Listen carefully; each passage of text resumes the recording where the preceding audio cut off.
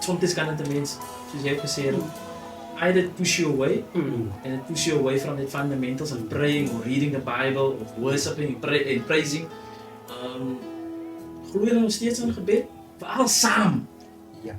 Ek dink 'n mens moet baie akkuraat wees wanneer jy bid. En jy moet vir die Here presies in detail wat jy soek. Yes. Toe ons gebly het in Kreefgat die onder, wat hulle in my nuwe estate kom. So, daar is skrif van. Hy was Kreefgat. Okay. En toe het ek getrek van die breinfletse af. Toe gaan bly ek daar in Kreefgat. Ja? So jy kom half uit 'n gemak en 'n ongemak. En ek is skaam om dit te sê nie.